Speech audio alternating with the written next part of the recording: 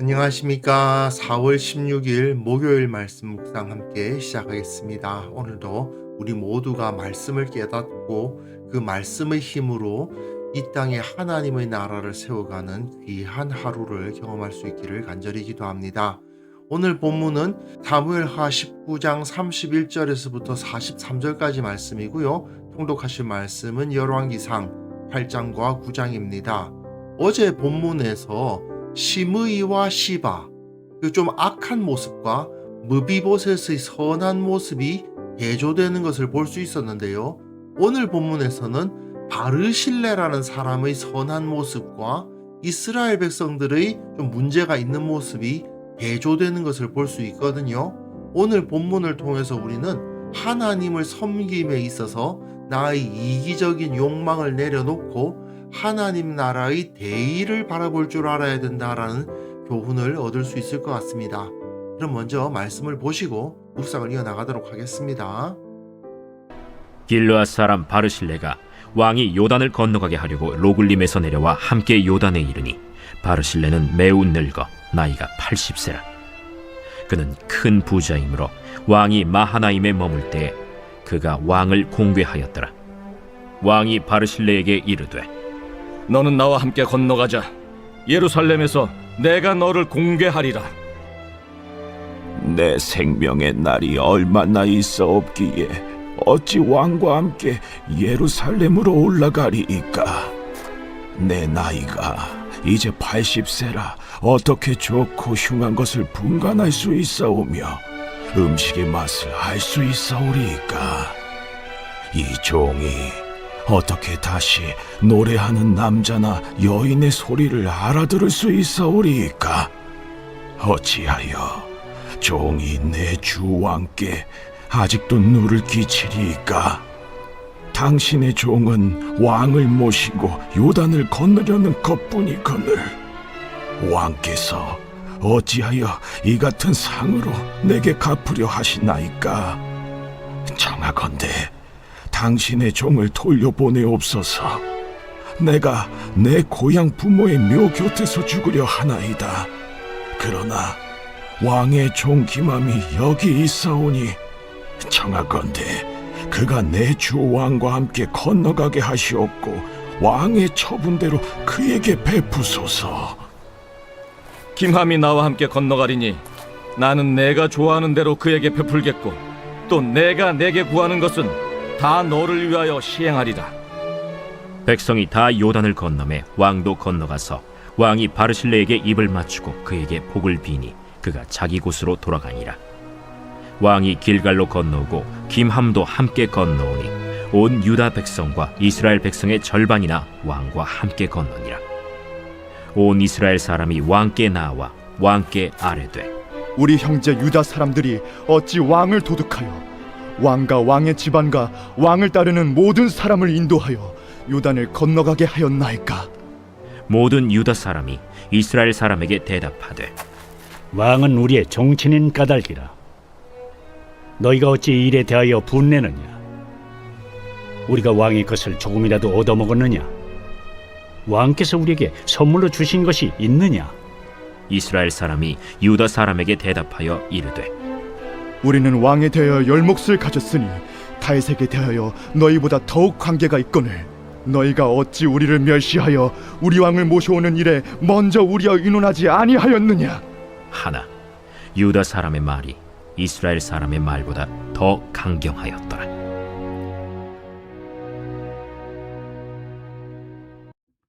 예, 말씀드렸다시피 어제 본문에서는 시므이, 시바와 같이 정치적이고 기회주의적인 태도로 위기를 넘기고 자기 이익을 추구하는 자들과 무비보셋처럼 진실하고 충성스러운 사람들이 대조되고 있었는데 오늘 본문에서는 그 무비보셋과 같은 사람이 바르실레죠. 가장 이상적인 섬김을 실천한 바르실레의 모습과 새롭게 이루어진 정치적 상황에 맞춰가지고 자기들의 이기적인 이익을 추구하려 하는 이스라엘 사람들의 모습이 대조되고 있습니다. 이걸 보면은 이 왕좌를 중심으로 얼마나 다양한 사람들이 나타나는가를 깨달을 수가 있거든요. 그 가운데 누가 하나님의 복을 받기에 진정 합당한가 하는 것도 알 수가 있습니다. 결국 무비보셋과 바르실레 같은 사람들이 복을 받기에 합당한 거고, 그렇지 않은 사람들은 사실 그 복에서 멀다고 말할 수밖에 없죠. 길르앗 사람 바르실레가 등장합니다. 왕이 요단을 건너가게 하려고 로글림에서 내려와 함께 요단에 이르니, 바르실레는 매우 늙어 나이가 80세라 그는 큰 부자이므로 왕이 마하나임에 머물 때에 그가 왕을 공궤하였더라 되어 있는데, 다윗이 마하나임에 이르렀을 때 암몬 족속에 속한 라빠 사람 나하스의 아들 소비라는 사람과 로데발 사람 암미엘의 아들 마길과 로글림 길르앗 사람 바르실레가 나와서, 여기서 바르실레가 등장하죠. 이 바르실레가 침상과 대야와 질그릇, 밀가루, 녹두, 팥, 볶은 거 이런 것들을 다 가지고 와서는 백성이 들에서 시장하고 곤하고 목마르겠다 함이더라. 여기서 말하는 백성이란 다윗을 따르는 사람들, 다윗과 그와 함께한 백성, 즉 다윗의 군대에게 이 모든 것을 제공한 것을 볼 수가 있거든요. 여기 17장에서 중요한 게 뭐냐 하면, 어떤 정치적인 이득을 구한 게 아니라 그 군대가, 백성들이 들에서 시장하고 곤하고 목마르겠다 함이더라. 그냥 배고파 보여서, 힘들어 보여서 왕과 함께한 사람들이 힘들겠다 싶은 마음에 도우려고 그것을 가지고 나왔다는 것이 중요해요. 바르실레는 매우 진실한 마음으로 다윗을 섬겼던 겁니다. 다윗도 그것을 알다 보니까 왕이 바르실레에게 이르되 너는 나와 함께 건너가자, 예루살렘에서 내가 너를 공궤하리라 되어 있는데, 바르실레를 예루살렘으로 데리고 가서 그 왕궁에서 편안한 삶을 누리게 하고 또 왕궁에서 높은 지위도 주고 하겠다는 이야기죠. 바르실레가 왕께 아뢰되 내 생명의 날이 얼마나 있사옵기에 어찌 왕과 함께 예루살렘으로 올라가리이까? 내가 이제 나이가 80이 넘었는데 벼슬을 하면 뭐 하겠냐 그 말이죠. 내 나이가 이제 80세라 어떻게 좋고 흉한 것을 분간할 수 있사오며, 좋고 흉한 것을 분간한다는 것은 왕 옆에서 나름 왕의 통치를 돕는다는 것을 의미하는 거고, 음식의 맛을 안다는 것은 이 당시에는 왕과 함께 뭔가를 먹는다는 것이 지위를 나타내는 거거든요. 왕의 술 맡은 관원, 떡 맡은 관원, 이런 사람들이 높은 사람들 아닙니까? 그러니까 내가 높은 벼슬을 할 만한 사람이 아니라는 거죠. 이 종이 어떻게 다시 노래하는 남자나 여인의 소리를 알아들을 수 있사오리까? 거기서 나름대로의 영화를 누릴 것도 없다 그 말입니다. 그리고 어찌하여 종이 내 주 왕께 아직도 누를 끼치리이까? 사실 자기가 가는 게 누를 끼칠 뿐이다 그 말입니다. 사실 마하나임에서 다윗이 바르실레로부터 얼마나 많은 덕을 입었겠어요. 그럼에도 불구하고 바르실레는 자기가 왕께 누를 끼치지 않겠다라고 말하죠. 그저 바르실레는 당신의 종은 왕을 모시고 요단을 건너려는 것뿐이거늘 왕께서 어찌하여 이 같은 상으로 내게 갚으려 하시나이까? 사실 80세 노인이 여기 마하나임에서 요단강까지 오는 것도 그리 쉬운 것도 아니었을 터인데, 바르실레는 기꺼이 다윗을 배웅할 뿐 아니라 여기 요단강만 건너드리고 나는 도로 돌아가겠다라고 이야기를 합니다. 그만큼 바르실레는 다윗으로부터 뭔가를 얻으려고 하지 않고 다윗을 위해서 최선을 다하고 있어요.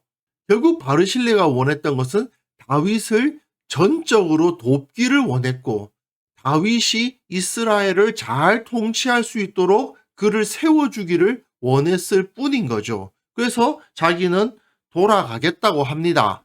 내가 내 고향 부모의 묘 곁에서 죽으려 하나이다. 나는 내 고향 가면 된다. 물론 큰 부자니까 더 이상 아쉬울 것도 없었겠죠. 그러나 왕의 종 김함이 여기 있사오니 청하건대 그가 내 주 왕과 함께 건너가게 하시옵고 왕의 처분대로 그에게 베푸소서 하니라.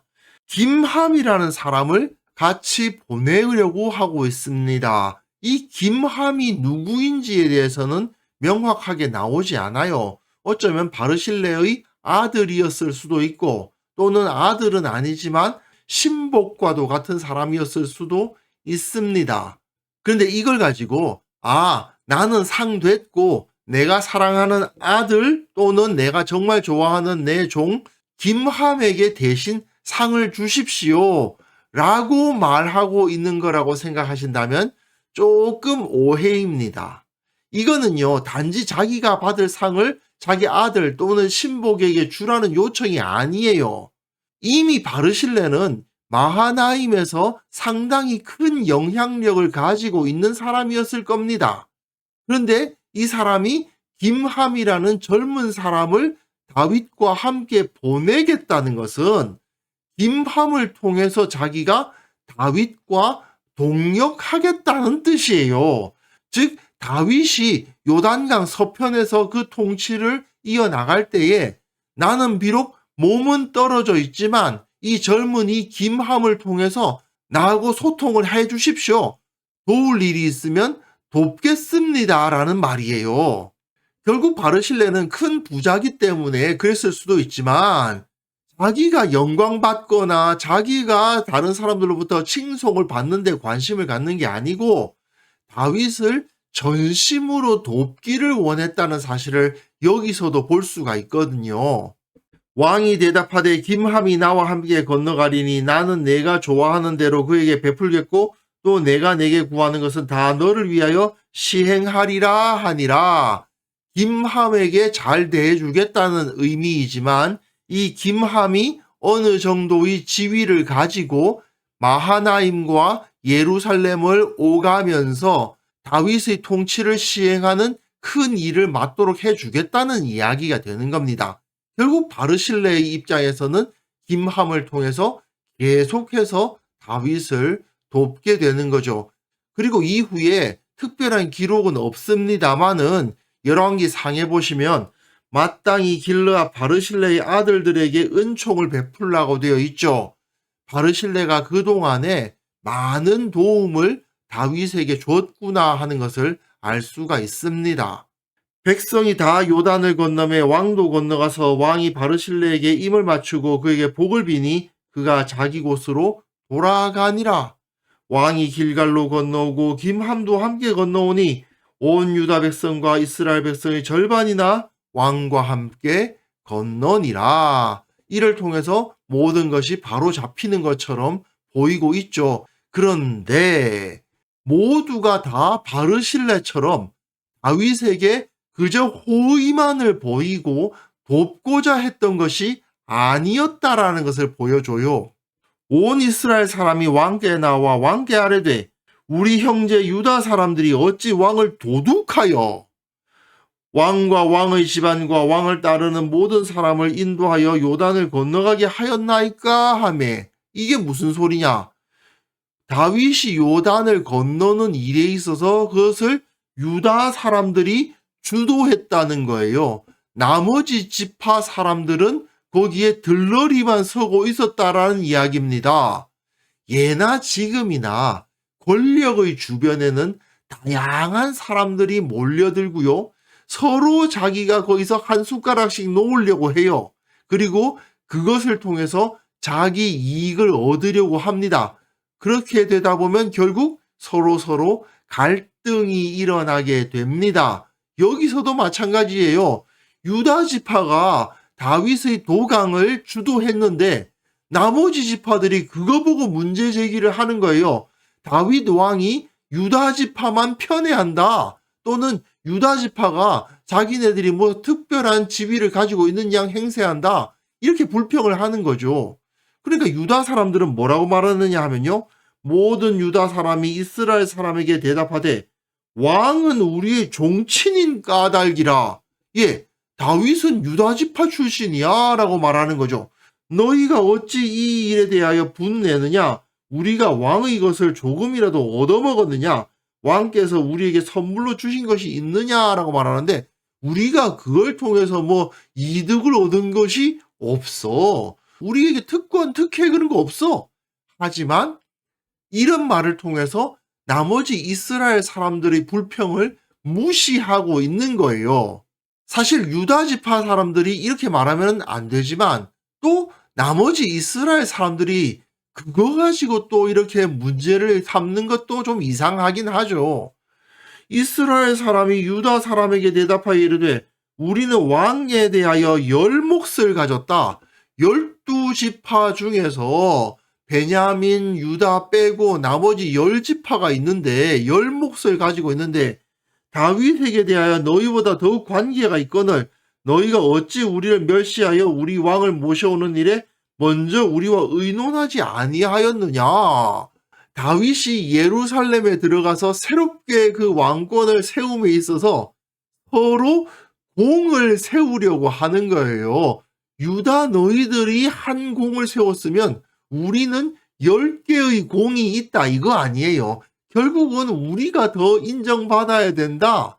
압살롬은 죽고 다시 한번 다윗의 통치가 시작되는 이때에 그 다윗의 왕권의 공신이 되어 보겠다고 서로 줄을 대어 가지고 그 권력의 혜택을 보고자 하고 있는 겁니다.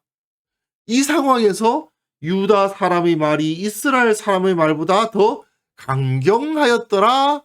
예, 유다 사람들이 굽히지 않아요. 유다 사람이건 이스라엘 사람이건 서로가 서로를 이해하고 서로를 품어야 되는데 유다 사람들이 나머지 지파 사람들보다 더 강경하게 다윗은 우리 종친이야 라는 것을 주장하면서 자기들이 우선권을 주장하고 있었던 거죠. 그러다 보니까 20장에 세바의 난이라는 사고가 나고 맙니다. 어쨌든 이렇게 왕의 귀환을 놓고 서로 다투는 유다 지파와 나머지 이스라엘 지파들의 모습과 대비되어서 바르실레는 전혀 대가를 바라지 않고 그저 다윗의 왕권을 돕기 원하는 모습만을 보이고 있잖아요. 정말 바르실레의 모습이 그들 가운데 빛나고 있지 않습니까?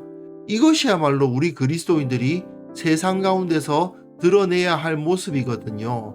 세상 모든 사람들이 다 자기의 이기적인 이득을 얻기 위해서 막 이전 투구를 하고 있을 때 우리는 무엇이 진정 중요한 가치인가를 보면서 그 가치를 이루기 위해서 헌신하고 섬기는 사람들이 되어야 되는 거죠. 이 세상에서 각자의 이익을 추구하는 그런 사람이 아니라 하나님께서 베풀어 주시는 은혜와 복을 바라면서 이 세상에서는 내가 특별한 이익을 얻을 것이 없다.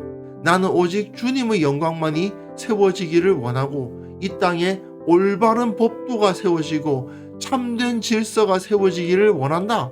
이런 마음으로 행동하는 사람들, 그게 바로 우리 그리스도인들의 모습이어야 되겠습니다. 그래서 오늘 바르실레의 모습을 보셨습니다마는 우리가 마땅히 바르실레의 모습을 우리 삶의 모범으로 삼아야겠습니다. 그래서 이 시간 함께 기도하실 때에는요, 나의 이기심 내려놓게 하시고 먼저 하나님의 나라와 그 의를 구하며 헌신하는 자들 되게 하여 주옵소서. 함께 기도하는 시간 갖으면 합니다.